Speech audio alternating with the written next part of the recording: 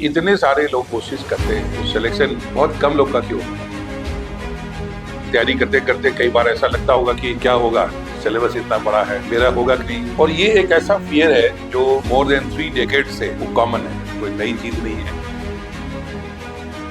ये एक डाउट जिसको कहते हैं sense of doubt, self doubt, ये क्रिएट होना शुरू हो जाता है। Can I do it? Is it possible for me? Am I someone special?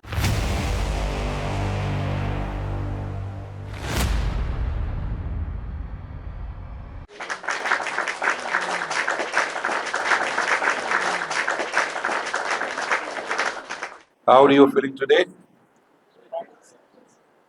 थोड़ी स्माइल और अच्छी आए तो लगेगा सचमुच यू आर फीलिंग गुड है।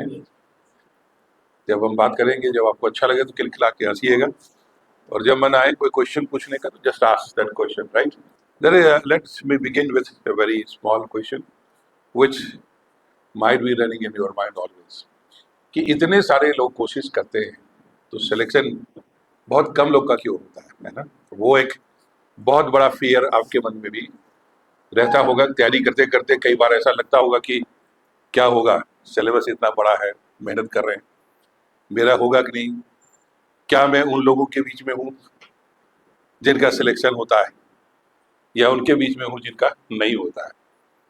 और ये एक ऐसा फियर है जो मोर देन 3 डेकेड से स्टूडेंट्स के साथ जो मेरा एक्सपीरियंस रहा वो कॉमन है, कोई नई चीज़ नहीं है। जो आज आपके लिए कुछ अजूबा होगा और पहले कुछ अलग था। जब लोग, अब से थोड़ी कम लोग अपीयर होते थे तब भी चुनौतियां होती रही थी। अब मान लो 15 लाख के आसपास जो यूपीएससी का फॉर्म भरते हैं, ठीक है, और सिलेक्शन लिस्ट में जब 1000 लोग का नाम दिखता है तो जब आप पढ़ते होंगे या अखबारों का रिपोर्ट पढ़ते होंगे तो धड़कन बढ़नी शुरू हो जाएगी कि पता नहीं हमने डिसीजन यही लिया या नहीं लिया, कि क्या हम यूपीएससी के लायक हैं या नहीं लायक। ये एक डाउट जिसको कहते हैं sense of doubt, self doubt, ये क्रिएट होना शुरू हो जाता है। Can I do it? Is it possible for me? Am I someone special? अब ये जो वर्ड स्पेशल है, यही पकड़ने की चीज है कि इस एग्जामिनेशन में you don't need to be special, कोई स्पेशल होने की जरूरत नहीं।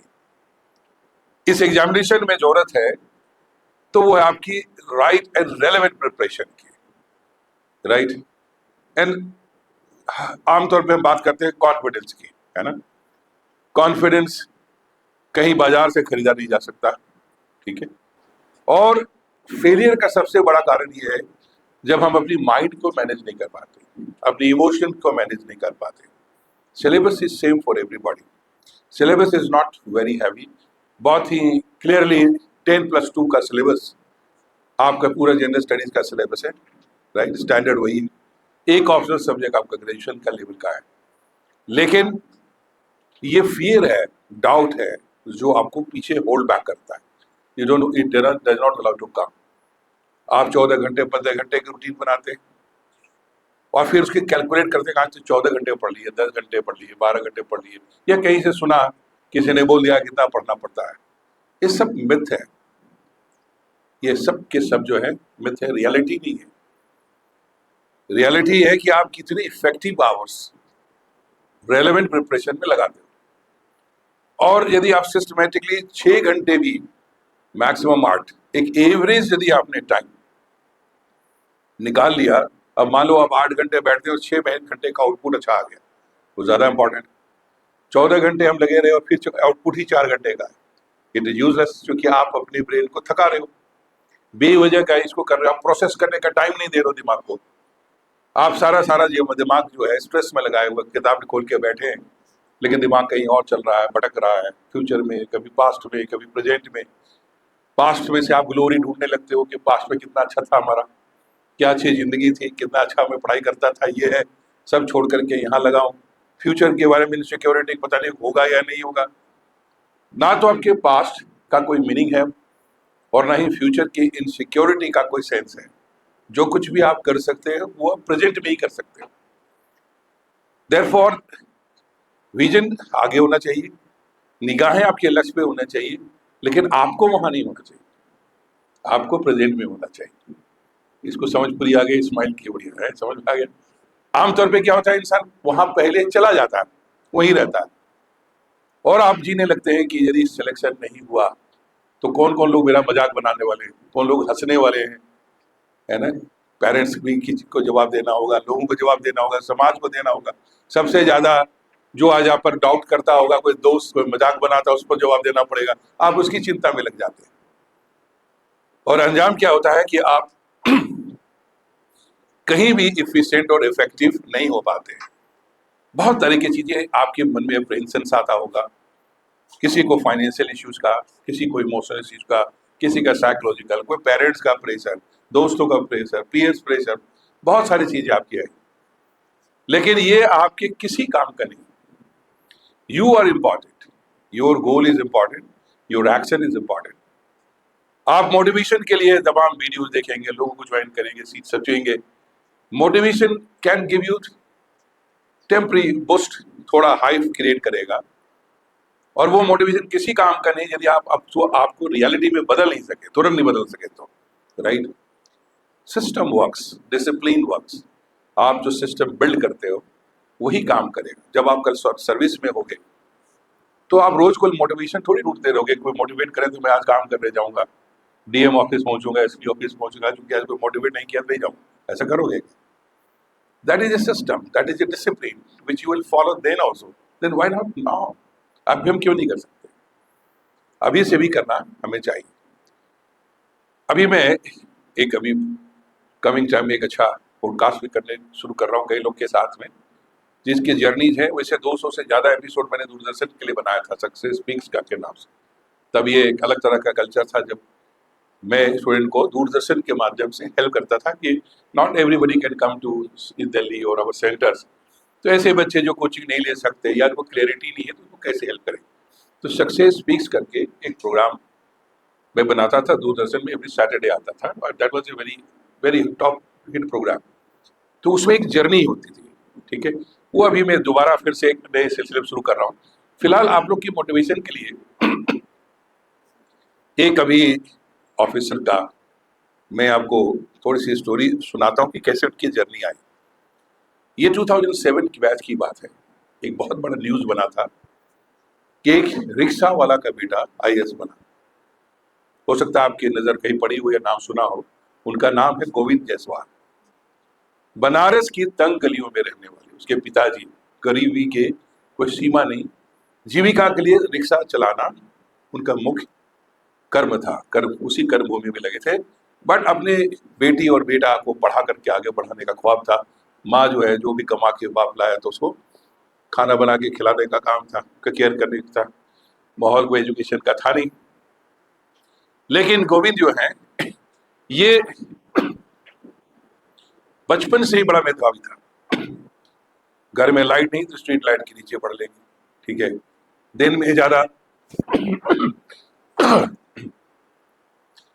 मेरिटोरियस कैटेगरी से, इकोनॉमिक कैटेगरी से किसी अच्छे स्कूल में इनका एडमिशन हो गया, मेहनत के कारण से ना, कि कैटेगरी अच्छी थी। और हर स्कूल में आज एक मिनिमम परसेंटेज स्टूडेंट को, पूर्व मेरिटोरियस स्टूडेंट्स को लेना पड़ता है। दिल्ली के बड़े शहरों में, बनारस में, कहीं भी ये क्राइटेरिया है। यहाँ भी आसपास के स्कूल में ऐसा होगा, राइट, जितने स्कूल है। 8th क्लास की बात है। उनका एक बड़ा ही अच्छा दोस्त, बच्चा जो क्लासमेट होता है, वो अपने पिताजी से चर्चा करता होगा कि मेरा जो दोस्त है गोविंद क्लास में फर्स्ट आता है, बड़ा इंटेलिजेंट है। अब बच्चों को तो उनको अपने दोस्ती से मतलब है, वो किसका बेटा है क्या है उससे मतलब बच्चे उस उम्र में होता नहीं, ठीक है।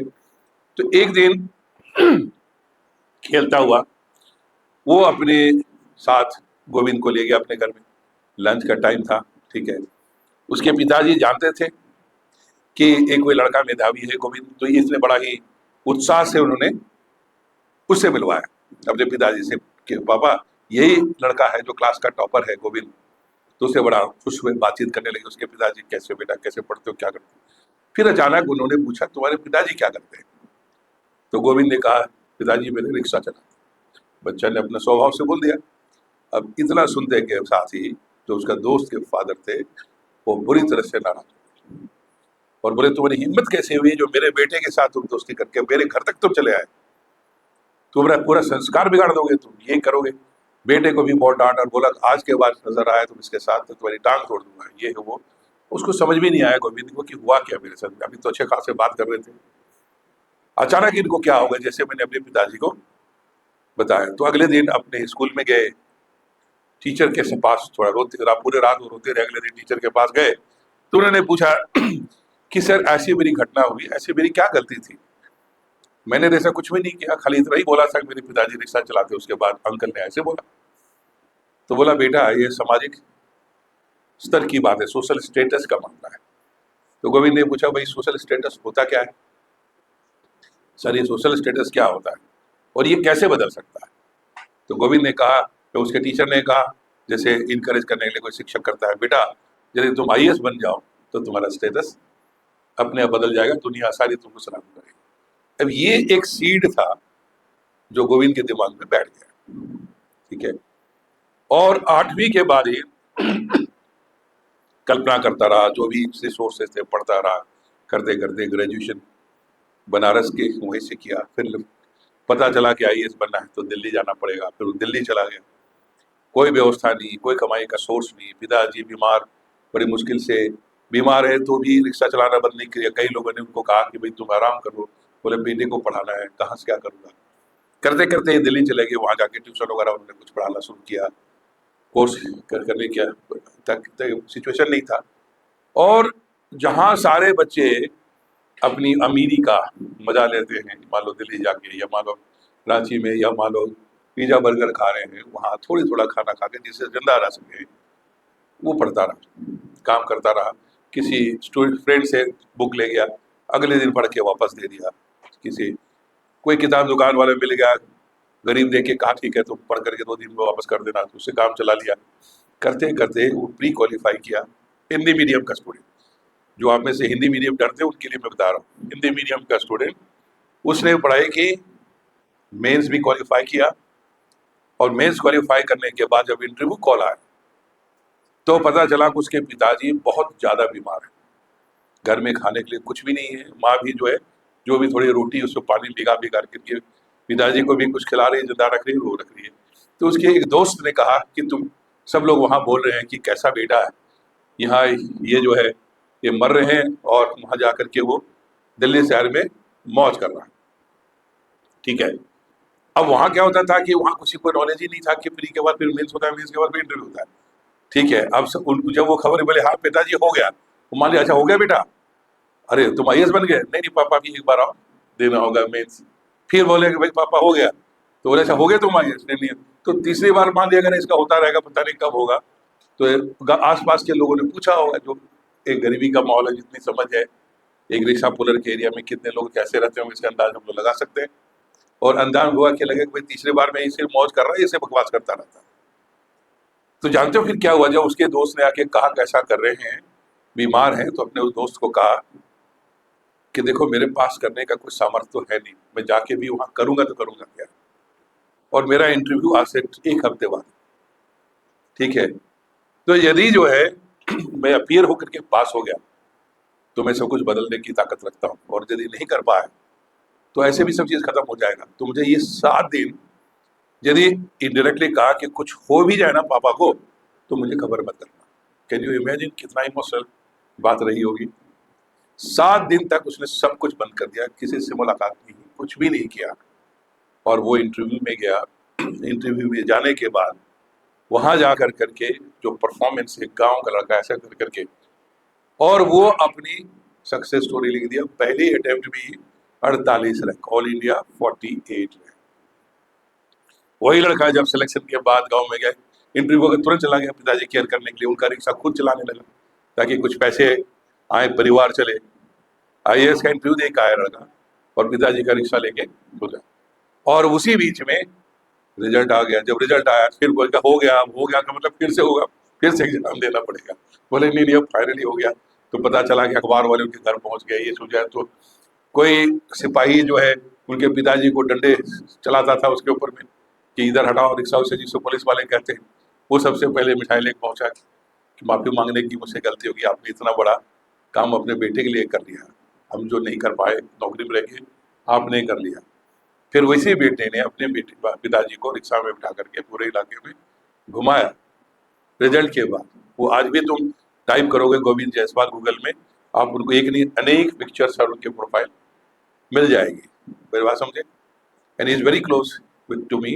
तो मैं अभी उनकी स्टोरी पे कुछ बड़ा काम कर रहा हूँ, तो that is to just to help them. जितना सुनने में स्टोरी लगती है, उसकी गहराई पर जाओगे कितना दर्दनाक रहा होगा, पेनफुल रहा होगा। गांव वहाँ के जो लोगों ने कहा चलो तुम्हारा पिताजी जो है रिक्शा चला के जिंदगी काट रहा है, तो जैसे ग्रेजुएशन के आसपास 12 पास किया होगा, तो बोला तुम एक ऑटो ले लो। तो एक रिक्शा पुलर का बेटा अपग्रेड हो गया कि ऑटो ही चला सकता है ना। कहीं से छोटे मोटे जमा करके भी फाइनेंस मिल जाएगा, थोड़ी ज़्यादा कमाई हो जाएगी। बाप ने कहा कि नहीं बेटा, तुम पढ़ रहे हो, कुछ बड़ा बनो तुम, मेरी जब तक जान है तुमको कुछ करने की यहाँ जरूरत नहीं। फिर भी जाकर वहाँ ट्यूशन पढ़ाया, जिंदगी काटी। तो मेरा कहने का मतलब ये है कि आप जब स्टोरी की ऐसे स्टोरी एक्चुअल देखोगे, और मेरे पास एक नहीं सैकड़ों स्टोरीज है। 93 में जब चाणक्य को लॉन्च किया, और मैं खुद 84 में दिल्ली गया था अपनी पढ़ाई के लिए, मास्टर्स करने के लिए इंग्लिश लिटरेचर में। अपने बैच का मैं भी टॉपर था, देन वहाँ से अपनी यूनिवर्सिटी का उस समय। और ये एक सफ़र था जिसको मैं बड़ा गहराई से देख रहा था। तो जब मैं डिसीजन लिया कि मुझे खुद आईएएस न बन के लोगों को बनाना है, तो एक बहुत बड़ी चुनौती थी, बहुत बड़ी चुनौती। बहुत लोगों ने मजाक बनाया मेरा कि कोई बिहारी लड़का आया है, सबको आईएएस बनाना चाहता है। लेकिन मैंने देख लिया था कि जो 2-3 इंस्टीट्यूट चल रहे थे, उनका मानना था हर आदमी आईएएस नहीं बन सकता। लेकिन जो आईएएस बनने वाले थे उसमें मेजोरिटी बिहार के थे, यूपी के थे, और उसके बाद राजस्थान से, उत्तर प्रदेश से, उड़ीसा के। तो मैंने कहा जब बनते ही यही हैं, तो जो चला रहे हैं उनको ही कैसे मान रहे हैं कि नहीं बना सकते। तो let me work on that, and that really worked. जैसे मैंने स्टार्ट किया, तो पहले दूसरे साल में इतना ज़बरदस्त रिजल्ट आया, क्योंकि मैं स्टूडेंट के साथ मिल के हम लोग पढ़ते, खूब इतना गहराई से काम कर रहे थे कि with in 3 years Chanakya became in the top 3। और तब से फिर ये ग्राफ ऊपर ही हुआ, नीचे कभी नहीं आया। लेकिन वो जो अपना मेरा सफ़र था, एक छोटे से गांव से लेकर के दिल्ली यूनिवर्सिटी तक और दिल्ली का, उसने मुझे बहुत मजबूती दी, उसने साहस दिया। और आज भी जब मैं मोटिवेशनल टॉक देता हूँ, चाहे इंडिया में, इंडिया से बाहर, तो मैं कहता हूँ कि मुझे बनाने में मेरे गांव ने बहुत बड़ा कंट्रीब्यूशन दिया। जो धूप में हम तप रहे थे, जो बारिश में भीग रहे थे, जो बिजली नहीं थी, उसमें संघर्ष किया, हमने पढ़ाई की। हमारे गाँव में बिजली नहीं थी, उसमें केरासिन ऑयल भी बड़ी मुश्किल से मिलता था, राशनिंग से। तो घर में डिसीजन था कि पढ़ने के लिए रात के समय में ये केरोसिन ऑयल जो है सिर्फ मेरे लिए रिजर्व रहेगा, बाकी सब लोग टाइम पे सो जाएंगे, ठीक है। दिन में पढ़ना, सेंट कोलंबस कॉलेज में पढ़ता था, छुट्टी हुई सीधे गाँव, क्योंकि ताकि कोई डिस्टर्बेंस ना हो, और अच्छे माहौल में पढ़ रहे। तो ये एक डिटर्मिनेशन, जो भी मैं इसलिए स्टोरी बताया कि मेरे जो टॉक्स या लोग पसंद करते हैं, या मानो जिसको सक्सेस मिला, इसलिए नहीं मैंने कोई किताबों से पढ़ के समझाया। मैंने खुद पे एक्सपेरिमेंट किया, अपने स्टूडेंट्स पे किया, हमने साझेदारी की लोगों के साथ में।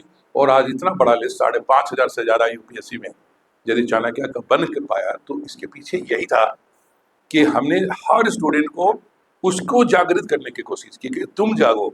सिर्फ जब तक तुम बाहर ढूंढते रहोगे, किताबों में ढूंढोगे, तब तक तुमको सक्सेस नहीं मिलेगा, फिर तुम कंपटीशन के बड़ी होड़ में फंस जाओ।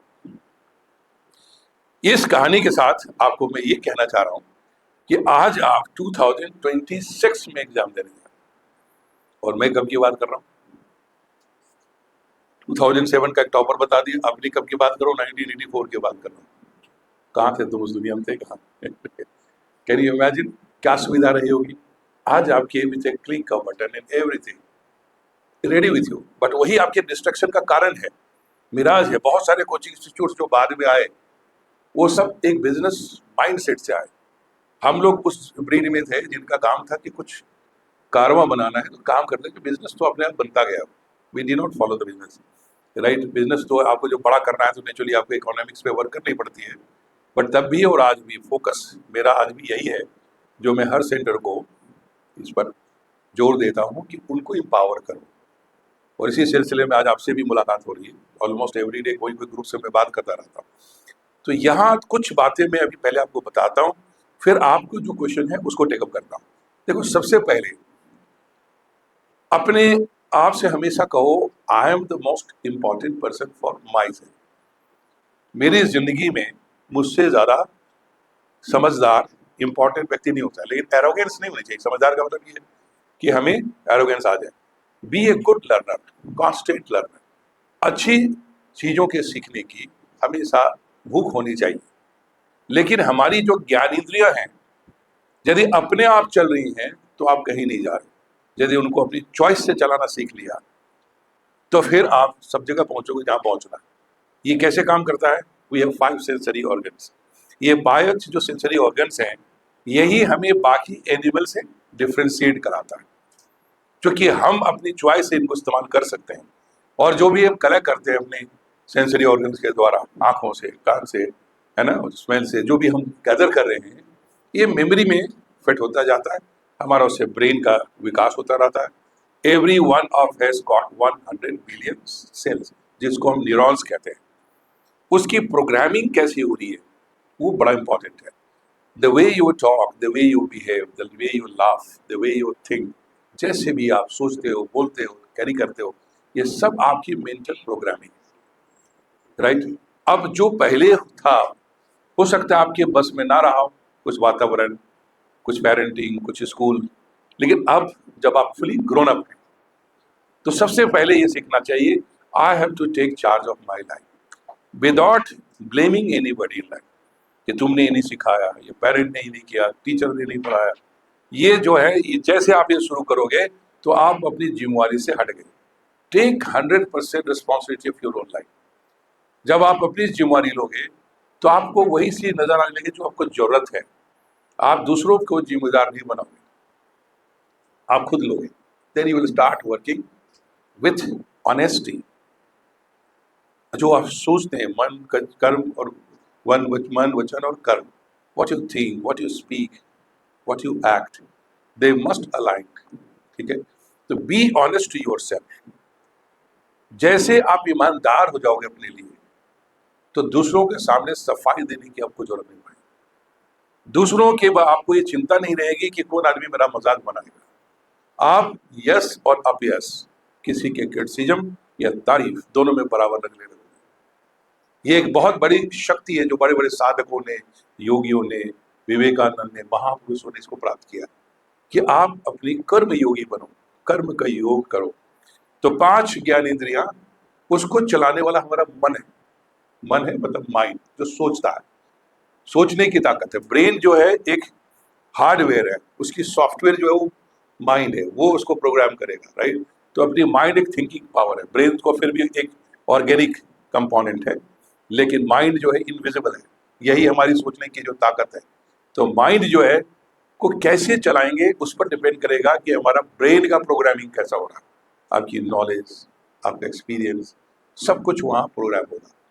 तो जब आप माइंड को कंट्रोल करना सीख लोगे, जिसके ऊपर है इंटेलेक्ट, तो इंटेलेक्ट का मतलब आज हम कैसा सोचते हैं, ये डिपेंड करेगा कि हमने क्या अपनी इंटेलेक्ट डेवलप किया, क्या पढ़ाई की, किससे बात की, किसने ज्ञान दिया, किसने हमें समझाया, हम क्या ढूंढ रहे हैं, राइट। माइंड इमोशन ड्राइवन है। माइंड जो इमोशन से चलता है, ये कर लेते हैं, वो खा लेते हैं, ऐसे रह लेते हैं, उसको करना चाहिए। इंटेलेक्ट उसको कंट्रोल करता है। ये उसका क्या है, वो उसका कंट्रोलर है, चैरिटियर है, ठीक है। तो वो इमीडिएटली उसको कंट्रोल करता है कि भाई ये नहीं। तो उसी तरह से जो आपका मन का भटकाव है, वो इसलिए भटकाव है क्योंकि मन जो है बाय नेचर आलसी, बहानेबाज, ठीक है। वो यदि उसके हिसाब से चलते रहोगे तो आप मन का दास बने रहोगे, मतलब you will be always slave of your own mind. लेकिन जैसे तुम उसका मालिक बन जाओगे, नो तुमको सोचना ही सही है, नो ये खाना नहीं खाना, नो ये बात नहीं सुननी, ये नहीं देखना, ये देखना है। जब ये सब बात आप करने लग जाओगे अपने में, तो इसका मतलब है कि आपका जो विज्ञान कोश है, जो शास्त्रों विज्ञानमय कोश बोलते हैं इसको, जो वो आपका जागृत हो रहा है, राइट। सिविल सर्विसेज एग्जामिनेशन के अंदर भी बहुत सारे आजकल वीडियोस बना रहा हूँ, आपके साथ शायद सर्कुलेट करते होंगे, तो नहीं तो मैं बोल दूंगा, तो आप उसको जरूर देखा करिए। आजकल इन्हीं चीज़ों पे मैं काफ़ी वर्क कर रहा हूँ। I trying to ancient wisdoms को मॉडर्न एज में ला रहा हूँ, जिसके लिए अभी कुछ असाइनमेंट मुझे अमेरिका से भी मिला है कि how to help with ancient Indian wisdom for modern life. India की समस्या क्या है, यहाँ आप सक्सेस के लिए चिंतित हैं, स्ट्रेटजी का, एंग्जाइटी, स्ट्रेस। अमेरिका का प्रॉब्लम है कि सक्सेस के बाद उनको प्रॉब्लम है एंग्जाइटी, स्ट्रेस का। तो वहाँ मेंटल हेल्थ का प्रॉब्लम दूसरा है कि हम सक्सेसफुल बहुत हो गए, लेकिन हमारे पास क्या खाएं, कहाँ रहें, कैसे स्ट्रेस फ्री, एंग्जाइटी कैसे हुए, सोशल लाइफ क्या हुआ, इमोशनल लाइफ क्या हुआ, सब गायब है। वहाँ मेंटल हेल्थ का दूसरा प्रॉब्लम है। हमारे यहाँ क्या मेंटल हेल्थ का क्या है, फेलियर का प्रॉब्लम बिकम सक्सेस, कैसे सक्सेसफुल बने। फिर जो यहाँ सक्सेसफुल बन जाते हैं उनकी फिर दूसरी प्रॉब्लम शुरू हो जाती है। तो प्रॉब्लम को खत्म करना है तो अपने को कंट्रोल और कमांड करना सीखना पड़ेगा, राइट। अब सिविल सर्विस एग्जामिनेशन को ध्यान रखते हुए सबसे पहले अपने आप में कुछ बातें हैं जो बड़ा सीरियसली रूल सजेशन में देना चाहिए, that is called auto suggestion. अब होता क्या है कि हर व्यक्ति के पास कुछ न कुछ तो कमी होगी और हर व्यक्ति के पास कुछ अच्छाई होगी। आमतौर पे इंसान अपनी कमजोरी पे ही वर्क करता रहता है कि मेरे इंग्लिश ठीक नहीं है, मेरा साइंस ठीक नहीं है, मेरे घर में सपोर्ट नहीं है, मेरे पिताजी डांटते हैं, मेरे लोग मजाक बनाते हैं। आप इसको वीव करते हो, इसी को कहते हैं मन को कि आपको घुमाता है फिराता है। लेकिन जब आप ध्यान से देखोगे तो सबके लाइफ में कुछ ना कुछ कमी मिलेगी। यूपीएससी आपकी ओवरऑल पर्सनालिटी को देखता है और आपके अंदर कुछ यूनिक ढूंढना चाहता है कि आप लाखों में से कुछ होंगे जो आपके अंदर कुछ होगा और आप कंट्रीब्यूट करेगा। इसीलिए अलग अलग बैकग्राउंड, अलग अलग सब्जेक्ट सबको अलाउ किया हुआ। आपके लेक्चरर हो सकते हैं आपको पढ़ा रहे हैं वो फेल हो रहे हैं और आप हो सकता है पहले टेबल पे टॉप हो जाओ। एग्जाम के अंदर 21 से 32 तो जनरल कैंडिडेट को भी है। मान लो एक हमारे लेक्चरर आपके पढ़ाते हैं 22-23 ने ज्वाइन किया, आपके गुरुजी रहे होंगे, टीचर भी है, वो अपने ही सब्जेक्ट में फेल हो रहे हैं और आप जो उनके सब पढ़ के आप क्वालिफाई कर जाओगे। एक ऐसा नहीं है, अनेक ऐसे एग्जाम्पल है जो मेरे सामने, ठीक है। तो क्यों हुआ ऐसा? क्या नॉलेज था जो इतना इंपॉर्टेंट था? यदि सिर्फ नॉलेज होता तो ज्यादा नॉलेजेबल थे, उनको ज्यादा नंबर आना चाहिए था, लेकिन ऐसा हो नहीं पाता। तो यहाँ है कुछ फंडामेंटल जिसमें आपको क्लैरिटी होनी चाहिए। सबसे पहले have a trust on your self. बचपन से बहुत सारे आपको सजेशंस बाहर से आए होंगे और आप उसमें प्रोग्राम्ड हो गए, ठीक है। जब आपका जन्म हुआ तो आपके माँ बाप के लिए आपसे ज़्यादा सुंदर बच्चा कोई नहीं था, ये सर नो। लेकिन ये स्थिति बहुत दिन तक नहीं रही, क्योंकि थोड़े दिन के बाद तुलना पड़ोस वाले आपके वाले उसका ज़्यादा गोरा है, वो ऐसा है, वो ऐसा ही देखने आपको इसी हिसाब से ग्रो करने शुरू कर दिए। अब सवाल उठता है कि कुदरत है, जो नेचर है, क्रिएटर है, किसी को कम और ज़्यादा करके पैदा तो करता ही नहीं है। बट हमारी नज़रिया, हम हर व्यक्ति को अपने नज़रिया से किसी को हैंडसम बना देते हैं और किसी को बदसूरत बना देते हैं।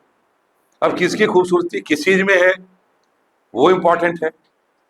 ये जो फेस है, बॉडी है, इसको टिके ही होना, चाहे कोई कितना हो जाए। बताओ धर्मेंद्र जैसा हैंडसम व्यक्ति है ना, इस सारे फिल्मों में उसकी अलग पहचान थे, he man who was told but see the time when he died, क्या हालत रही हेल्थ, ठीक है। सबके साथ होना है, उसके साथ होना। लेकिन जिसकी जो काबिलियत है, क्या धर्मेंद्र को उसके हैंडसम होने पर याद रखा जाएगा? धर्मेंद्र को हमेशा याद रखा जाएगा उनकी एक्टिंग के लिए, एज ए ह्यूमन बीइंग, है ना। That is very important thing there. तो this is something which creates, right. एक जब अमिताभ बच्चन जो है पहली बार अपनी नौकरी ढूंढने के लिए ऑल इंडिया रेडियो में गए तो उनको रिजेक्ट कर दिया गया। क्यों रिजेक्ट किया गया? कि आपकी आवाज़ बहुत भारी है और ये ऑल इंडिया रेडियो के पैरामीटर में फिट नहीं होता, so you rejected, your voice is not suitable for broadcasting. वही वॉइस जो है, डायलॉग का अंदाज बन गया फिल्मों में, सब लोग उसी के स्टाइल में बोलने लगे। अमिताभ बच्चन को जो पहली बार कोई फ्रेंड उसको एक प्रोड्यूसर के पास ले गया, lean and thin person he was, तो वो उसने प्रोड्यूसर ने कहा, हंसा खूब सर, बोला रख लो कोई बात नहीं, एक्टिंग उटिंग क्या करेगा, लेकिन मकड़े के जाल साफ करने में काम आ सकता है। ऐसे व्यक्ति ने जो अपनी मजाक सुना हो और फिर अपने अंदर कोई ह्यूमिलिएशन ना हो, सेल्फ स्टीम डाउन नहीं कर रहा, वो खुद अपने आप को उठा रहा हो, कोशिश कर रहा हो। आज देखो that he is the legend, जो ना तो हॉलीवुड ना बॉलीवुड, हर जगह he is a legend everywhere की एक अलग ही तरह का। आज भी he is energy level same. जो व्यक्ति का 20% लीवर काम कर रहा हो पिछले 40 साल से, वो आदमी जिंदा है। जो इंसुलिन ले रहा हो पिछले 50 साल से, वो जिंदा है और आज भी एक्टिव है। मेरी बात को समझिए। तो क्या होता है कि एक्सक्यूज लेने के बहुत बहाने, तो फिर देखना चाहिए दूसरा कैसे करता है। अपने अंदर छोटी सी प्रॉब्लम हुई है ना, आप उस पर शुरू हो गए। तो सवाल ये उठता है कि यदि कुछ बड़ा अचीव करना है, बचपन से आपके पढ़ने ना पढ़ने, इंटेलिजेंट है नहीं इंटेलिजेंट है, ये सारी डिसीजन अभी तक समाज ने, स्कूल ने, आसपास के लोगों ने आपके दिमाग में भर दिया।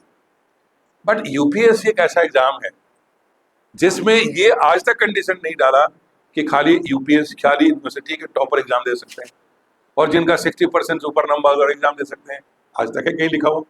यूपीएससी जो ग्रेड लेवल है, आप 2 बार 3 बार में ग्रेजुएशन किए हो मैट्रिक में 1-2 बार फेल हुए हो, ग्रेजुएट हो गए हो ना, यूजीसी अफिलिएटेड किसी कॉलेज यूनिवर्सिटी से हो गए, ठीक है, यू आर वेलकम, आ जाओ क्वालिफाई करने के लिए, and you qualify that way. तो वो एक जो सेल्फ स्टीम है वो मारता है। अब यहाँ फिर अचानक एक अपने एक खास स्टूडेंट का नाम याद आया। वो इंजीनियरिंग कॉलेज में पौंडीचेरी में पढ़ता था। वो कभी नहीं चाहता था कोई इंजीनियर बने, जबरदस्ती उसको इंजीनियरिंग में भेजा गया, तो डोनेशन वोनेशन दे करके एक इंजीनियरिंग कॉलेज में क्वालिफाई नॉर्मल मेरिट पे तो मिला नहीं उसको, तो डोनेशन दे के एडमिशन करा दिया। हर सेमेस्टर में वो फेल होता, फिर पास होता, फेल होता, पास होता। तो एक लाइन से उसका वो फेल फेल फेल फेल चला जा रहा था।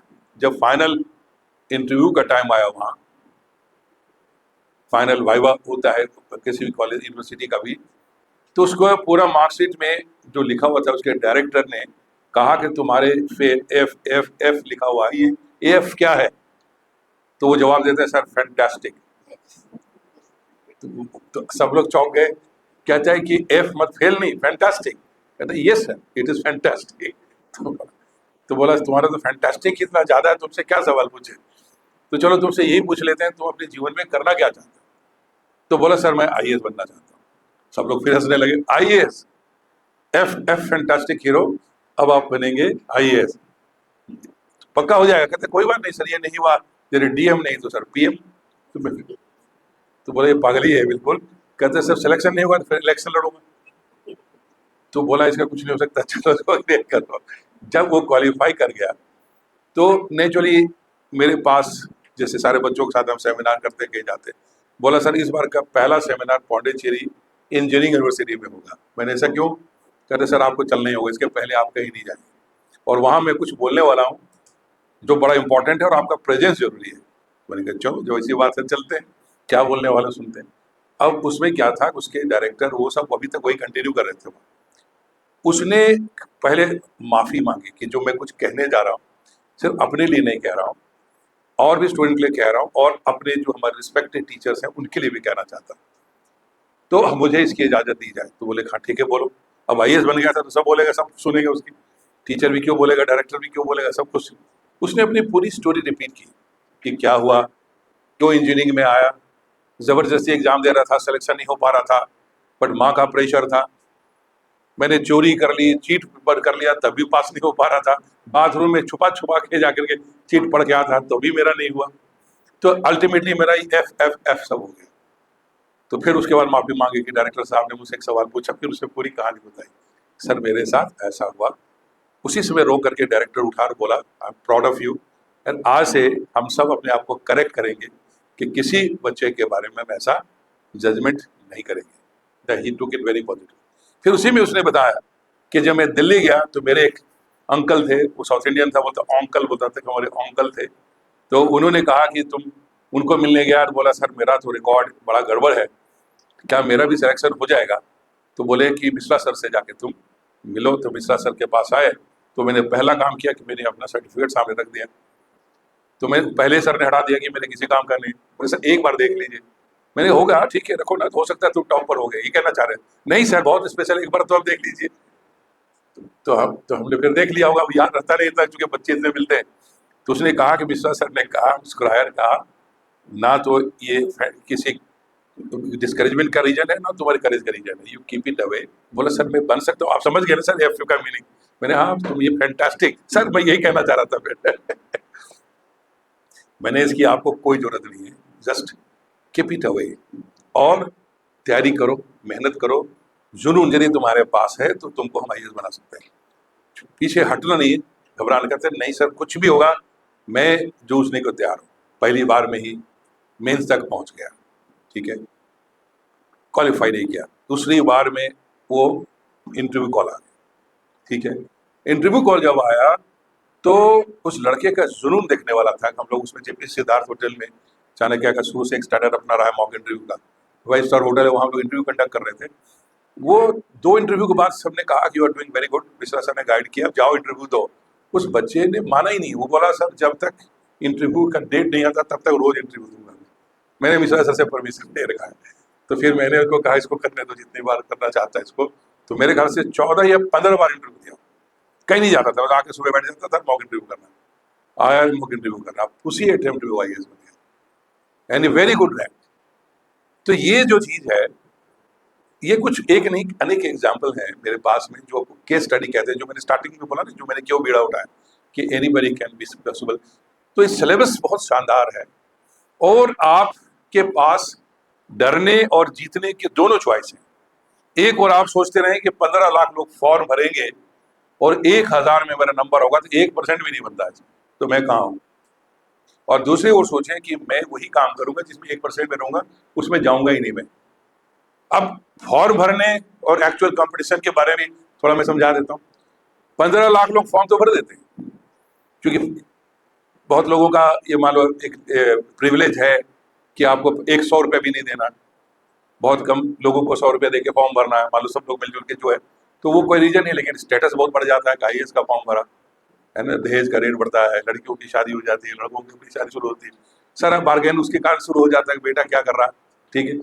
बट इस तरह के नंबर वाले लोग जिनका कोई रीजन नहीं, फॉर्म क्यों भरा, सिर्फ स्टेटस के लिए, या खाली बैठे थे, कुछ भरना था तो हमने भी भर दिया, ये संख्या सीधे आप समझ जाओ कि 50% लोग का है, मतलब 7.5 लाख तो ये लोग हैं ऐसे फॉर्म भरते हैं। बाकी जो 7.5 लाख लोग हैं, उसमें मैक्सिमम लोग हैं चिक्र करते हैं, फिक्र करते हैं, चिंता करते हैं, सही गाइडेंस नहीं मिलता, या मिलता है तो उसको कुछ वैल्यू नहीं कर पाते, तो बहुत बड़ी संख्या, फिर वो भी बहुत बड़ी संख्या। और जब काट छांट करोगे तो एक साल में एक्चुअल कंपटीशन 50,000 लोगों के बीच में रह जाता है, कहाँ 15 लाख और कहाँ 50,000।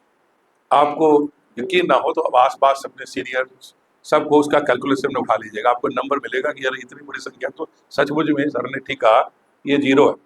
अब आते हैं 50,000। अब 50,000 में जो रेलेवेंट प्रिपरेशन करने वाली संख्या जिसको कहते हैं रेलेवेंट, वो कितने लोग हो सकते हैं प्रीलिम्स में क्वालिफाई करने के लिए। तो आप समझो, मान लो 50,000 में 40,000 45,000 लोग होते हैं, उसमें भी 23 से 25,000 लोग को डिपेंडिंग ऑन द वैकेंसी आपको मेंस में बुला लिया जाता है, ठीक है। अब उसमें से 3 गुने लोगों को फिर इंटरव्यू में बुलाया जाता है, ठीक है ना, 1:3 का रेशियो बन जाता है। ओवरऑल कंपटीशन निकालोगे तो साल में, हम चाणक्य जैसे सेंटर में पढ़ रहे हो, पर्सनल केयर कर रहे, अलर्ट हो, तो आपका कंपटीशन पूरे इंडिया में 25,000 लोगों के बीच में होना है, और उनके बीच में से आपको IAS बनना है, ये दिमाग में बिठा लो। अब यहां से बात आती है कि हम क्या सिर्फ ज्वाइन कर लिए, या 4 जगह के नोट पढ़ लिए, किसी टॉपर्स का नोट पढ़ लिए तो हम IAS बन जाएंगे। कल भी एक बच्चे ने पूछा कि सर टॉपर्स का नोट मिल जाता तो हम क्वालिफाई करते। मैंने कहा सबसे बड़ी गलती यही है कि कॉमर्शियली लोग मार्केट कर रहे होते हैं, क्योंकि जो आपका नोट्स है वो आप ही का काम आएगा, वो किसी और का काम नहीं आएगा। मैंने ऐसा भी देखा है कि एक बच्चे ने नोट्स है, एक अभी immediately just to make you understand, एक मेरा स्टूडेंट था, वो एग्जाम दे रहा था, जॉब कर रहा था, गलती से वो नोट्स उसके पीछे ही कहीं छूट गए, ठीक है, और वो लेके नहीं आ पाया, बड़ा टेंशन में था। मैंने कहा तुम जो पढ़ लिया नोट्स तुमने ही बनाया था ना, just recall, do the practice. उसका सिलेक्शन हो गया, ठीक है। अब वो नोट्स खुद भी नहीं पढ़ा लास्ट में वो, लेकिन वो नोट्स की होड़ लग गई कि मुझे नोट्स मिल जाए, ये मिल जाए, डिस्ट्रीब्यूट हो गया। उसमें से किसी एक ने प्री भी क्वालिफाई नहीं किया, वो किस काम का, ठीक है। तो ये जो चीजें हैं, टॉपर्स नोट, उसका style, don't copy anybody, you are original, अपने को ओरिजिनल ही रखो। पढ़ाई जो है जहां से लोग ओरिजिनल किताब से पढ़ो, ओरिजिनल थिंकिंग करो, ओरिजिनल रहो। यूपीएससी इसको वैल्यू करती है, और एक सिस्टमैटिक स्टडी करने के लिए, एक सिंसियर कैंडिडेट के लिए 10 महीने यदि लगातार पढ़ ले, या 2 साल में वो 10 महीने का पूरा करे, या 1.5 साल में करे, और एवरेज 10 आवर्स की स्टडी 10 मंथ्स का हो, तो वो टॉपर बन सकता है।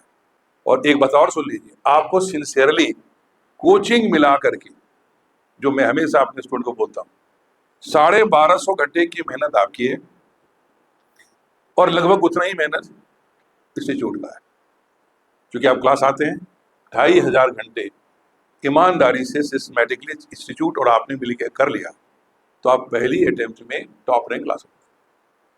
2,500 घंटे से ज्यादा मेहनत आपको करना पड़ रहा है, तो इसका मतलब है कहीं न कहीं दोनों साइड से कमी है, कि दोनों के बराबर की मेहनत होनी चाहिए, और कर करके चलना है, सेल्फ स्टडी करना है, तो वो 2,500 की जगह पे हो सकता है 3,000 घंटे लग जाए टोटल, क्योंकि उसमें फिर डायरेक्शन नहीं मिला तो कुछ ढूंढना पड़ेगा, मेहनत करना पड़ेगा, लेकिन उससे ज्यादा आपको जरूरत ही नहीं है। बाकी समय में आप यूपीएससी वैल्यू करती है एक्स्ट्रा करिकुलर एक्टिविटी की, आप खेलो, गाओ, नाचो, जिंदगी को नॉर्मल रखो, क्योंकि यूपीएससी में स्टीरियोटाइप पर्सन नहीं चाहिए, बुकिश नहीं चाहिए। आपकी कोई हॉबी नहीं है तो नेगेटिव जाता है कि इसका मतलब है कि आप बुकिश इंसान है। आप पब्लिक में जाकर फिर क्या करोगे? सबको एनसीईआरटी किताब पढ़ाओगे? कोई फेस्टिवल चल रहा है, दशहरा, ईद, दिवाली मनाया जा रहा है, और आप सबको कह रहे हो क्यों टाइम खराब कर रहे हो, सब जाओ अपने खेत में काम करो, तुम ये करो, तो you will not understand culture, you will not understand way of life. You should be dynamic person, should be decision maker. तो ये पहले एक बात समझने वाली बात है कि make a plan, and I always suggest 8+8+8 formula. 8 घंटे पढ़ना, 8 घंटे सोना, और 8 घंटे में आपकी बाकी activities including extracurricular activities. Wise socialisation. अभी आपके लिए सबसे बड़ा डिस्ट्रैक्टर क्या है? Social media. कुछ नहीं आया तो मोबाइल खोल के बैठ गए, ठीक है, जरा सा भी टेंशन आया तो मोबाइल खोल लिया, फिर मोबाइल में जो चल रहा है सब अपने। हमने थोड़ी देर पहले क्या क्या क्या देखते हो, क्या सोचते हो, क्या आप सुनते हो, वो आपकी जिंदगी बना रहा है या बिगाड़ रहा है? You cannot allow your ear, your eyes to watch और hear anything which is not needed for you. आपको वो नियंत्रण अपने अंदर करना ही पड़ेगा। मोबाइल को या तो हम इमरजेंसी सर्विस समझें, या हमें कोई रियली कोई गूगल से कुछ चेक करना है, विकिपीडिया से चेक करना है, जस्ट टू कोलैबोरेट, तब उतने देर यूज कर ली, राइट। चैट जीपीटी से अपने को बेनिफिट उठाना है, this is big source today for you, तो उसमें हम इंटेलिजेंट यूज करें। चैट जीपीटी को लगातार अपने प्रोफाइल में यूज करोगे तो आपका माइंड समझ जाएगा, पूरी माइंड को समझ जाता है, फिर आपके स्टैंडर्ड से आपको गाइड करना भी शुरू कर देता है कि आप कहाँ खड़े हैं, कैसे क्वेश्चन आप पूछ रहे हैं, और आपकी क्वालिटी एक्चुअली कहाँ है, आपके क्वेश्चन से पता चलेगा। That intelligence AI has developed, कि आप लगातार चैट करोगे, पूछोगे कि I am asking relevant question, तो एकदम ईमानदारी से बोल देगा no, you are talking just useless things, ठीक है। तो आपको क्या, इतना जिस जमाने में आप लोग को, वहाँ तो सेल्फ डाउट आना कर्स है, बहुत बड़ी आपके ऊपर क्वेश्चन मार्क होगा। तो उसके लिए रोज के दिन को सबसे पहले अपनी एनर्जी से भरो, अपने सिस्टम से भरो। Be a discipline person, very very discipline person, ठीक है। यू हैव इट, देखो आप ऐसा जैसे मान लो आपका सिलेबस कंप्लीट नहीं हुआ, किसी टेंशन में हो गए, तो आप उसी टेंशन में रात को सो जाते हैं, फिर उल्टे सीधे सपने आने शुरू हो जाएंगे आपको। सिंधु घाटी सभ्यता सिलेबस जो है इन सपने में रिवाइज करने लगोगे, प्रेसिडेंट के इलेक्शन में खुद ही खड़े हो जाओगे, उससे कुछ होना शुरू हो जाएगा। सिस्टम कहता है कि before you sleep you must relax your mind, क्योंकि हमारी जो ब्रेन जो वर्क करता है वो डिफरेंट लेवल ऑफ फ्रीक्वेंसी में वर्क करता है। जो जो जो हम एक्शन में आते हैं उसको बीटा फ्रीक्वेंसी कहते हैं, जो 14 से 18 ऊपर होता है। 14 से 10 के बीच में, जो 7 के बीच में होते हैं, वो हमारे लर्निंग फ्रीक्वेंसी होती है, वो रिलैक्स होती है। और जब 7 से नीचे जाते हैं तब हम सो सकते हैं, राइट। तो इसका मतलब है कब उठना है, कब सोना है, रिलैक्स करना है। आपका यदि एक बायोलॉजिकल क्लॉक अपने आप फिट हो जाए तो बहुत अच्छी बात होगी। किसी दिन देर तक जाग रहे हैं, अगले दिन देर तक सो रहे हैं, ये यदि इरेटिक बिहेवियर रखोगे तो आपका बॉडी और माइंड रिदम समझ नहीं पाएगा और आप हमेशा स्ट्रेस में रहोगे, ठीक है। लेकिन यदि आपका एक डिसिप्लिन है, आई am asking you know compromise on sleep, sleep for 8 hours. 8 घंटे बहुत बढ़िया स्लीप ले सकते हो आप, 6 घंटे से 8 घंटे। लेकिन सोने का मतलब ये नहीं कि उसमें स्ट्रेस में सोए, टेंशन में सोए, कुछ नहीं, वो टाइम फिक्स हो जाए।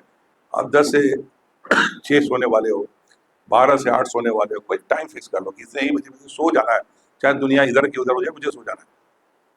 बहुत से अट्रैक्शन आएगा, सोशल फंक्शन आएंगे, मैरिज का फंक्शन आ रहा है, फैमिली में आ रहा है, थोड़ी आपको दिख रहा है मेरा सिलेबस कंप्लीट बाकी, इनकम्प्लीट बाकी है, और मेरे रात के सफर जो है कल दिन खराब करेगा। किसी को बुरा भी लगे तो समझा के लगा लो, भी कोई दिक्कत नहीं है, क्योंकि कल वही लोग आपको जो है अप्रिशिएट करेंगे। लेकिन नहीं कुछ बनोगे तो सोचेंगे ऐसे बकवास करता था, ठीक है। तो अभी सब थोड़ा बहुत आपको सुनना पड़ सकता है कि हमें ये बड़ा अपने आप में खोई रहती है, खोया रहता है अपने काम में। यार मेरा मकसद है, मैं अपने कर्म योग में लगा हुआ हूँ, तो मेरे लिए ज़्यादा इंपॉर्टेंट है, ठीक है। सामाजिक चीज़ें निभाने का टाइम बहुत मिलेगा लाइफ में, 1-2 साल अपने जीवन को हम क्यों नहीं दे सकते।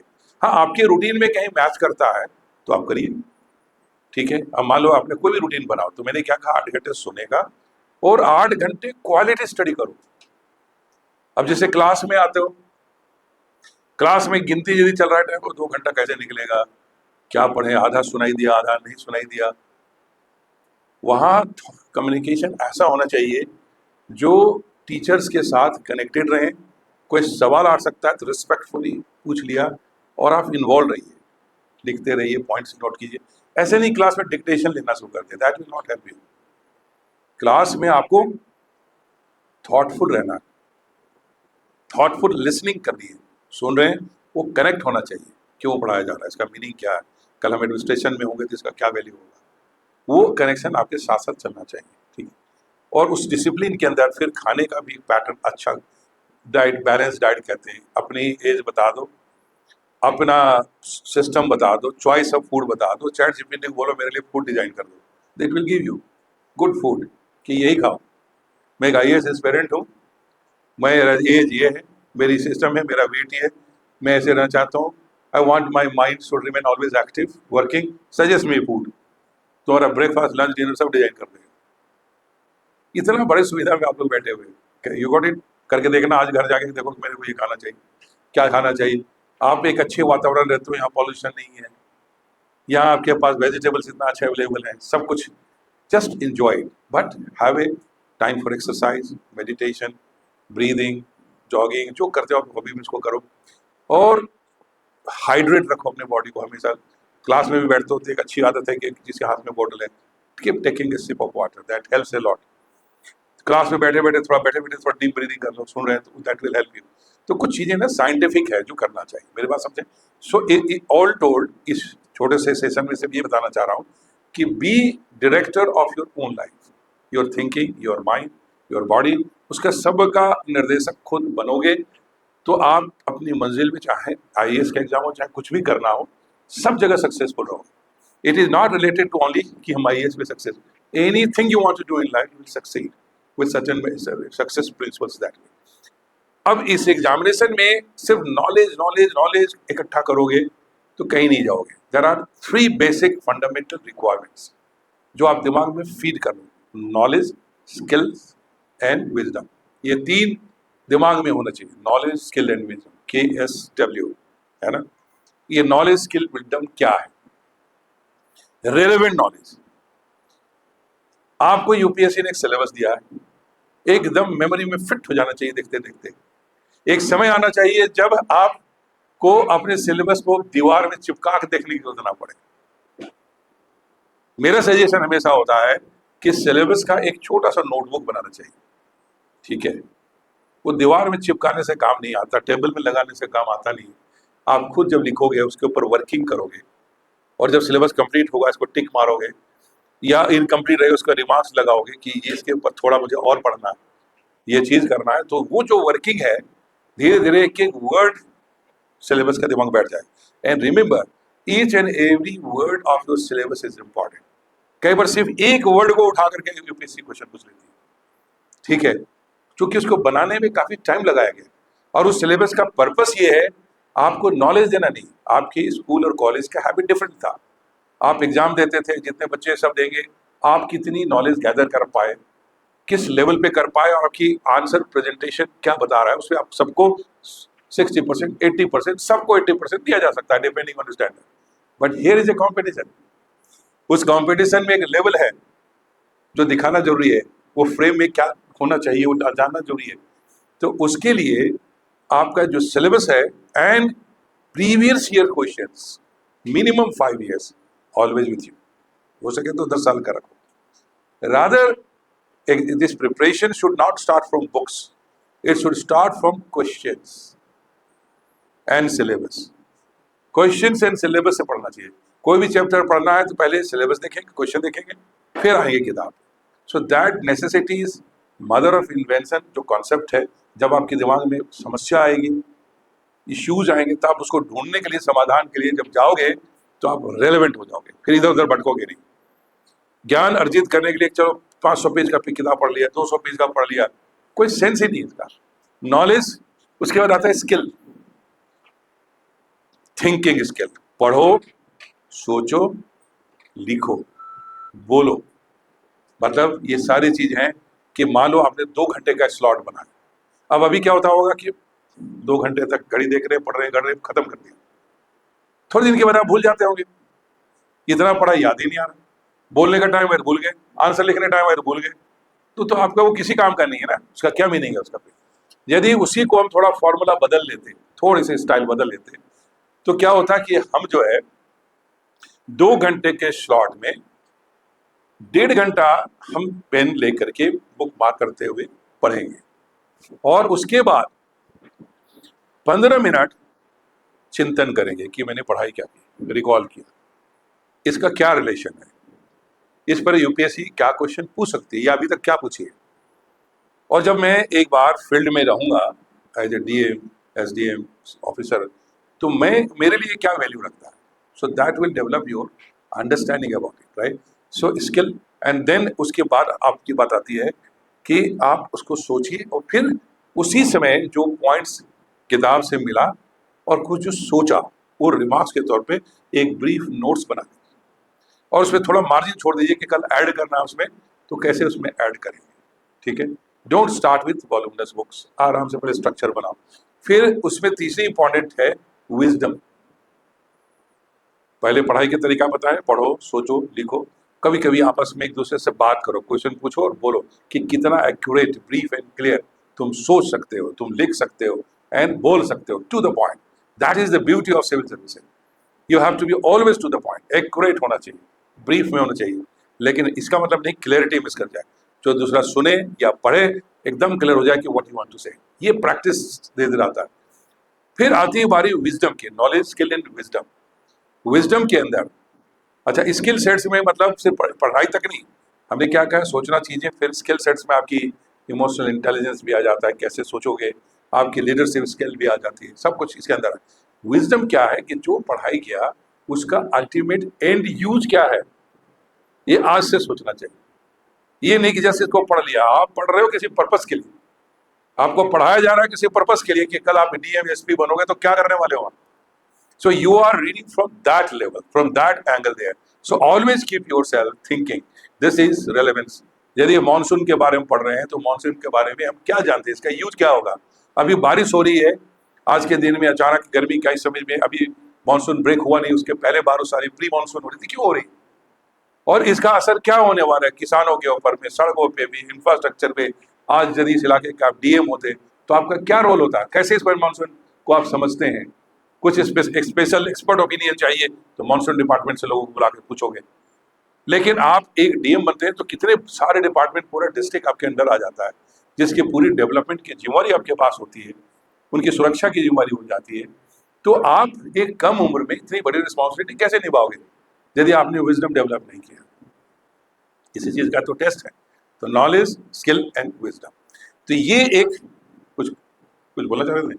तो continuity of this all things has to be taken, और ये एक जब स्टाइल डेवलप होगा तो आपको पढ़ना में मजा आने लगेगा, सिर्फ जोर नहीं पड़ेगा। अभी होता होगा कि फिर समझ में नहीं आया, याद नहीं रहा, क्या होगा, फिर घूम फिर के ये ढूंढोगे कितना सिलेक्शन होता है, नहीं होता है। आप अपने काम से हट करके फिर उन तमाम चीजों को सोचोगे जिसका एक्चुअली आपके रिजल्ट में कोई कंट्रीब्यूशन नहीं।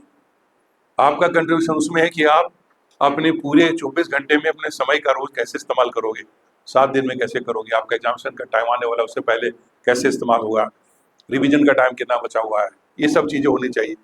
And always you have a choice कि बैठ के चिंता करें या काम करें। काम करेंगे तो चलेंगे, मान लो कि यहाँ से हमें निकल करके बाहर जाना है या आगे फ्रायलाल चौक तक पहुंचना है, ठीक है, दो चॉइस है कि हम प्लान करके चलना शुरू कर दें, दूसरा है बहुत दूर है, पता नहीं कैसा है, मौसम ठीक होगा कि नहीं, थोड़ा कीचड़ होगा, अरे तुम भी चलोगे क्या, हम साथ चलते हैं, हम अगले 2 घंटे तक उसमें सर खपा सकते हैं। जाना जरूरी है नहीं, पहले डिसाइड कर लो, जाना जरूरी है तो start and you will reach there. अब जाना है, अब पैदल जाएं या रिक्शा में जाएं या गाड़ी में जाएं, वो डिपेंड करता है कि आपकी सुविधा क्या है। बट डजेंट मैटर कि जो आदमी पैदल है वो नहीं पहुंचेगा, ऐसा हो सकता है क्या, जो पैदल चलेगा वो भी पहुंचेगा, जो गाड़ी जाएगा वो भी पहुंचेगा। इससे तो हम तो अपने को जानते हैं ना कि हम कैसे पहुंचेंगे, अपने रिसोर्सेज का ध्यान दें, अपनी काबिलियत पे ध्यान दें कि मेरे पास क्या है, हम क्यों दूसरे से कंपैरिजन करें, दूसरे से कंपैरिजन की जरूरत नहीं। I am clear to you also. तो अपने आप को हमेशा एक अच्छे जोश में रखो, होश हवास में रहो। बेवजह का सबसे पहले जो एडिक्शन है सोशल मीडिया या किसी और जगह क्या चल रहा है, किसी इंस्टीट्यूट में क्या पढ़ाया जा रहा है, टॉपर्स क्या करें, nothing has to do with your success. Your success is very clear, your syllabus, your question paper, managing your self, your emotions, your intelligence, और जो गाइडेंस दिया जा रहा है उसको पकड़ के इम्प्लीमेंट करना, वो आपका काम है। लेकिन इस एग्जाम में एक्चुअली क्या होता है, लोग जिक्र करते हैं, फिगर करते हैं, लेकिन एक्चुअल पढ़ाई नहीं करते, एक्चुअल काम नहीं करते, और खूब चर्चाएं होती है। पूरा जो कभी मुखर्जी नगर को बसने में एज स्टूडेंट्स ग्रुप में मेरा मेन कंट्रीब्यूशन था। आज तमाम इतने इंस्टीट्यूट्स खुले हुए हैं, लेकिन हजारों बच्चे जो है स्ट्रगल कर रहे हैं। सी सैट एक बहुत बड़ा इशू बना पड़ा सबका, ठीक है, जबकि क्वालिफाइंग नेचर का है। राजेंद्र नगर ले लो, कहीं ले लो, जितने और वो क्या होता है, जितने फेलियर कैंडिडेट्स हैं उतने निगेटिव इमोशंस हैं, तरह तरह की बातें होती हैं, ये छोड़ दो, ये मत होगा, ये नहीं होना चाहिए, सिलेबस थोड़ा कम हो जाए, फिर थोड़ा ये हो जाए। अरे सिलेबस ज़्यादा है तो सबके लिए, कम है तो सबके लिए कम है, सिलेबस तो वही है ना। तो क्यों ना हम ऐसा क्यों सोचते हैं, हमारे हिसाब से थोड़ा हो जाता तो हम क्वालिफाई कर जाते। ठीक है, ये ऑल इंडिया कॉम्पिटिशन है, आपका एग्जाम ऐसा जिससे टॉप एंड ऑफिसर्स बनना है, तो कुछ तो यूपीएससी अपनी पैरामीटर फिक्स करेगी, तभी तो आपको सेलेक्ट करेगी, क्योंकि आपके साथ लाखों लोगों के जीवन डिसाइड होना है, तो आपके कैलिबर भी तो टेस्ट लेगी ना, ठीक है इसका। तो वो उसके हिसाब से क्यों ना कर ले। अब मान लो किसी को टेंशन होता है इंग्लिश नहीं पढ़ा, तो अरे इंग्लिश तैयार करने में टाइम कितना लगता है, आप जिंदगी भर होते रहोगे क्या? कल आपका सिलेक्शन हो जाएगा, हिंदी मीडियम के स्टूडेंट हो, आपकी पोस्टिंग इंग्लैंड में होगी, क्या करोगे? आपकी पोस्टिंग रसिया में होगी, रसिया नहीं सीखोगे क्या? आप जर्मन जाओगे, जर्मनी सीखोगे। मेरे बहुत सारे ऐसे स्टूडेंट हैं, हिंदी मीडियम स्टूडेंट्स हैं, फटाफट कोई जर्मन बोल रहा है, कोई स्विट्जरलैंड में काम कर रहा है, कोई किसी और कंट्री में काम कर रहा है। उनको सोच लगेगा नहीं, लगता है कि बचपन से शायद जर्मन पढ़ता होगा। मेरे पास तो वो आपको तो वो भी सीखना पड़ेगा, बाहर तो छोड़ दो, तुम अभी यहाँ हिंदी बोल के हिंदी जानते हो, तुम्हारी पोस्टिंग होगी तमिलनाडु, 3 महीने में फटाफट तमिल में बात कर रहे होगा, बड़ा बड़ा जो सब चलेगा, ठीक है। तो you will speak Gujarati, you will Tamil, Kerala, ये सब बहाने हैं ना। आप ही तो एक इंसान है, आप एडेप्ट करने को तैयार नहीं हो तो दुनिया को कैसे सिखाओगे? ऑफिसर बनना है तो जो सिलेबस है, क्वेश्चन है, don't try to change it, change your self, change your whole approach, thinking about it, और आप अपने आप उसमें ब्लेंड कर जाओगे। Human power is limitless. इंसान के पास जो कैपेसिटी है वो बहुत ही जबरदस्त है, ठीक है। और यही सोचने की शक्ति, जिज्ञासा, necessity is mother of invention को करते करते आज हम 21st सेंचुरी के 2026 में हैं। हजारों नहीं वर्ष पीछे चले जाओ, लाखों वर्ष पीछे चले जाओ, इंसान कंद मूल इकट्ठे करना, खाना कैसे खाएंगे, जानवरों को मारना, चीजें शुरू हुआ, फिर पूरा इन्वेंशन, एग्रीकल्चर का, फायर का इन्वेंशन से तमाम जितने सारे इंसानियत तो किया है, बनाने वाले ने सब कुछ इसी में छुपा दिया, दे दिया। आज भी हम उसी को री इन्वेंट ही तो कर रहे हैं, कोई नया तो बनाते नहीं। तो अपने आप को भी री इन्वेंट करते रहो। आपके अंदर इतनी बड़ी शक्ति है कि देखो, आज मैं किसी से बात कर रहा था रिलेटेड टू थिंग, जितनी चीजें ये ब्रह्मांड में है वो सब आपके शरीर में भी है। आपके अंदर इस गोल्ड है, सिल्वर है, कोल है, और जो जितने गैसेज आपके अंदर है, पानी आपके अंदर है ना, अर्थ भी आपके अंदर है, क्या नहीं आपके शरीर में, सब कुछ है। जितने चीजें, पोटाशियम, कैल्शियम, सब शरीर का हिस्सा तो है। तो एक मनुष्य के शरीर में सब कुछ है, कितनी विशालता है ना, ये बात कर। तो मेरा क्या कहना है कि सबसे पहले have a faith on yourself, clarity होनी चाहिए। आपस में ऐसा सर्कल बनाओ जो आगे सोचने की बात हमेशा करें। टेंशन की बात के लिए, यार क्या होगा, इस बार का एग्जाम कब होने वाला है, चलो एग्जाम पोस्टपोन हो गया, आप उसी टेंशन में बैठे हुए, हो गया कोई बात नहीं, सबके लिए हो गया, हम अपना रूटीन फॉलो करते हैं ना, ठीक है। क्वेश्चन टफ आ गया, सबके लिए आए, मेरे लिए थोड़ी आए, राइट।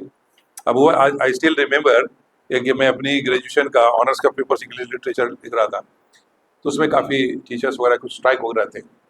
हम लोग का वीमेंस कॉलेज हजारीबाग में सेंटर पड़ा हुआ था, सारे क्लासमेट्स एक दो कमरे के अंदर बैठे हुए थे। जैसे एक पोइट्री का पेपर था, हम तो लग गए अपने काम में लिखने के लिए, बड़ा खुश हुए, अच्छा ये भी क्वेश्चन आता है, ये भी आता है, ऐसे करते हैं। अचानक बहुत सारे स्टूडेंट देखे कि मेरे फ्रेंड सब आके झूठ में इकट्ठे हुए, बोले बाइकआउट करना। क्यों? नहीं, ये तो हमारा कोई क्वेश्चन है ही नहीं, तो पैटर्न ही नहीं है, ये नहीं है।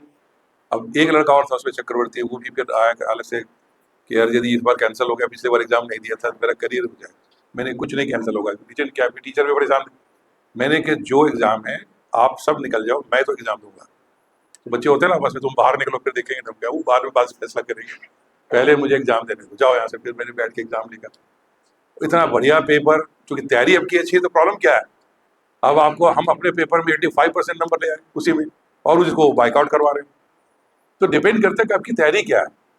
बाद में सबने माफी मांगी, यार बात तो ठीक कह रहे, और सब डिस्क्वालीफाई कर गए उसमें से, उस पेपर में मोस्टली सब फेल हुए। तो ये जो चीज रीजन क्या है कि आप तैयारी करते नहीं हो, गेस वर्क करते हो, आप बैठ करके एक सिलेबस दिया उसको ढंग से पढ़ाई तो करो, बहुत लंबा चौड़ा करने की कोशिश मत करो। तो मेरा क्या कहना है, आप अपने पर भरोसा रखिए, ठीक है, have a confidence, and we are trying best to give to you. और अभी हम थोड़ी और मैं कुछ प्लान कर रहा हूँ, कोशिश कर रहा हूँ कि आप लोग के साथ ज़्यादा फ्रीक्वेंसी मुलाकात फिजिकली हो जाए। बीइंग फ्रॉम झारखंड, मेरा थोड़ा अट्रैक्शन भी स्पेशल है कि झारखंड से मैक्सिमम रिजल्ट बनाए, और इसलिए हमारे यहाँ केयर करने के लिए भी my nephew is directly taking care of you, my younger brother Vinay ji, जो he is there, right, his wife, their family is involved.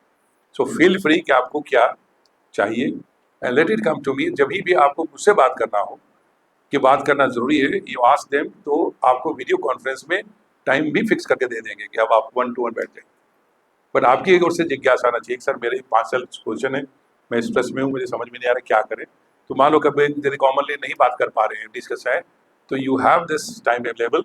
Mostly on Sunday I make a point कि पूरी इंडिया से बच्चों से मैं थोड़े थोड़े समय, यदि कॉमन टॉपिक है तो अलग अलग जगह से बैठे हुए, कोई कहीं से बैठा, कोई कहीं बैठा, तो हम बात कर रहे होते हैं। तो बात समझे। तो अब जो है थोड़ा समय आपको देता हूँ, आप कुछ क्वेश्चन पूछिए, जितना सुना समझा उसमें कुछ कहना है तो उस पर थोड़ी चर्चा करें, ठीक है। जो कुछ भी मैंने कुछ कहा, अब उसके अंदर में से कोई एक रिलेटेड क्वेश्चन आता है तो सबसे पहले वो पूछिए, सर आपने ये कहा, इसमें थोड़ी और क्लैरिटी चाहिए, नहीं समझ में आया, ठीक है। इसका asking good question is also very important. इसका मतलब है you are applying your thought. आपको सिर्फ जो है हियरिंग नहीं करनी है, आपको एम्पैथिक लिसनिंग करनी है। और एम्पैथिक लिसनिंग और हियरिंग में क्या फर्क होता है? Empathic listening is active listening in which you keep your thinking on, और आप उसके अंदर आपको कोरिलेट कर रहे हैं। चलो माइक दो किसी को, बच्चे को पूछना चाहे, या एक चेयर यहाँ रख दो मेरे साथ जो है, जिसको पूछना है जल्द feel free, come and sit with me, और हम बात करेंगे, बाकी लोग सुनेंगे, वो थोड़ा इजी रहेगा। तुमको आईएएस बनना है, झिझक खत्म करो पहली, है ना, फील फ्री, कम, कौन आएगा पहले? यस, ऐसे थोड़ा तिरछा लगा दो इंटरव्यू स्टाइल में। सर मेरा क्वेश्चन ये था कि जैसे आप उस टाइम पे पहले जो क्वेश्चन था या है, डिसाइड करो। मतलब है सर, तो मेरा ये भी बोलने के स्टाइल को चेंज करना, ठीक है। नेक्स्ट। मेरा क्वेश्चन ये है सर कि जो उस टाइम पे जो सर, जो आप बनारस में जो सर का एग्जांपल दे रहे थे जो स्ट्रगल करके बने, तो सर उस टाइम जो 2014 आप बता रहे थे टाइम, 7 और 7 2006 का एग्जाम था, 2007 बैच। तो सर 2007 के टाइम को अगर 2026 से कंपेयर करें तो अभी जैसे सुविधाएं भी बहुत ज़्यादा बढ़ गई, जैसे फ़ोन में भी इंटरनेट हो गया या फिर चैट जीपीटी वगैरह, बहुत सारा मतलब सब चीज़ हो गया। लेकिन उस समय के मतलब तुलना में अभी सर चुनौतियाँ और ज़्यादा, जैसे कि क्वेश्चन पेपर को लेकर पहले थोड़ा सा मतलब उस टाइप से आती थी क्वेश्चन की जिसको सोल्व मतलब इजीली किया जा सकता था। अभी क्वेश्चन का पैटर्न भी बहुत चेंज हो गया है सर, बहुत मतलब ज़्यादा हार्ड आ रहा है, इस टाइप से देखा जा रहा है। तो उस पर देखो मेरे इसका जवाब ये है कि 30-32 साल तो हो गए मुझे इंस्टीट्यूट चलाते हुए, और उससे पहले 1-to-1 काउंसलिंग गाइड करने के लिए 2-3 साल और हो गए। 35 ईयर्स में मैंने आज तक ऐसा चेंज नहीं देखा कि तुम्हारे जैसा कोई बच्चे पूछे और बोले सर पेपर टफ नहीं था। मेरी बात समझे? ये पैटर्न सेम रहा है कि सर पिछले साल तक क्वेश्चन ठीक था, इस बार ज़्यादा टफ आ गया। तो ये सबसे पहले ये सोचना ही नहीं, वैसे नंबर 1, राइट। दूसरी चीज़ क्या है कि सिविल सर्विसेज के जो क्वेश्चन होते हैं वो डिपेंड करते हैं आज के दिन में सुविधाएं क्या हैं, रिसोर्सेज क्या हैं, आज की फील्ड में चुनौतियां क्या हैं, उसके अकॉर्डिंगली आपका विकास करने के लिए आपको सिलेबस दिया गया है और चेंज किया जा रहा है। जो सिलेबस चेंज हो रहा है चीज़ें वो इसलिए हो रही है क्योंकि जो सोसाइटी की रिक्वायरमेंट है, एडमिनिस्ट्रेशन की रिक्वायरमेंट है, उसके साथ मैच करने के लिए सिलेबस को रीडिज़ाइन किया जाता है। वो अलग से नहीं किया जाता कि एग्जाम में हमारा जो मन आया तो कर दिए। वो इसलिए किया जाता है कि आज के दिन में हमारी रिक्वायरमेंट क्या है। से फॉर एग्जाम्पल कभी जो है इकॉनमी हमारी जी थी, लिमिटेड थी, लाइसेंस परमिट था, ठीक है ना। फिर बाद में हमारी फ्री इकॉनमी बनी, डेवलपमेंट उसके हिसाब से। किसी ज़माने में कंप्यूटर नहीं था, जब राजीव गांधी आए तो बड़ा बड़ा न्यूज़ था कि सारे जो है लेबर जो है लोगों की नौकरियां चली जाएंगी, जिससे भी लोग डर रहे हैं ना कि AI आने से नौकरी चली जाएगी। ये सब सोचने की बात है, लेकिन तुम सोचो कि यदि कंप्यूटर नहीं होता तो आज इतनी सारी नौकरियां कहाँ से आती लोग। जितना जनरेट हुआ it is because of the skilled, है ना, because of technology we have been growing. जो उस समय के लाइफस्टाइल क्या था और आज के लाइफस्टाइल क्या है, दोनों बहुत फ़र्क हो गया ना। आज आप सबके हाथ में मोबाइल है, आज सबके गाड़ियाँ हैं, बाइक हैं। उस ज़माने में आदमी किसी के पास बाइक नज़र आए तो बहुत बड़ी चीज़ थी, किसी घर टेलीफोन लगा हुआ है बहुत बड़ी चीज़ थी। तो पहले खुद को समझाओ कि ये जो पर्सपेक्टिव है वो क्या पर्सपेक्टिव है, ठीक है। तो ये होता क्या है कि इसके पीछे दो लोग जिम्मेवार हैं। एक तो कोचिंग इंस्टीट्यूट्स में जिम्मेवार हैं कि उसको टफ बना के इतना बताओ कि बच्चा जो है कोचिंग लेना मजबूरी हो जाए, ठीक है। और फिर उसको उलझाए रखो 2 साल 4 साल 5 साल, ठीक है। यदि आप कैपेबल हैं, ग्रेजुएट हैं, 2 साल बाहर एग्जाम दे सकते हैं तो आपको उतना ही समय ज़रूरत है। यदि आप 12th के पास हैं तो 3 साल लगेगा, लेकिन हम 2-2 साल 4-4 साल लगाए रखेंगे तो काम। तो सबसे बड़ी क्या है कि ये जो टफ और इजी जो है कॉन्सेप्ट, ये सोच को पहले बदलो। क्यों बदलो कि जितने भी स्टूडेंट हैं इनमें से आप में से किसी क्वालिफाई करना है, ठीक है। तो जो जिनको सबको यदि टफ लग रहा है तो फिर कोई क्वालिफाई नहीं करेगा, पर आप में से किसी को लग रहा है कि भाई इसी पैटर्न में तो एडजस्ट करना है मुझे, तो खुद को उठाओ ना, आप खुद को उठाओ। आप एक उसको नीचे गिराने की कोशिश क्यों कर रहे हो। आपके पास चुनौती आई, मैं पूरा जो मनुष्य के संस्कृति सभ्यता का विकास कैसे हुआ, चुनौतियाँ आई तो फिर स्ट्रेच किया दिमाग को, मेहनत किया तो फिर वहाँ पढ़े। कोई भी चीज़ बताओ जो बिना स्ट्रेच करने का, बिना संघर्ष का कुछ दुनिया में हुआ हो, कुछ नहीं। तुम जहाँ तक पहुँचे हो लाइफ में, पीछे मुड़ के देखोगे आपने स्ट्रेच किया तब यहाँ तक पहुँचे। आपके बहुत सारे फ्रेंड हैं जो सोचते भी नहीं होंगे मैं IAS बनूँ, तो वो आज आप स्ट्रेच कर रहे हो, तो आप स्ट्रेच करके मेहनत करो, कल IAS बनोगे। तो आज जो लोग मजाक बना रहे हैं वो आपको सल्यूट करेंगे, ठीक है इसका। तो सबसे पहले ये सोच ही गलत है कि एग्जामिनेशन का लेवल बहुत बढ़ते जा रहा है। पुराने वाले जो ऑफिसर थे वो कम इंटेलिजेंट हो गए, हम ज़्यादा इंटेलिजेंट हो गए, ऐसा नहीं है।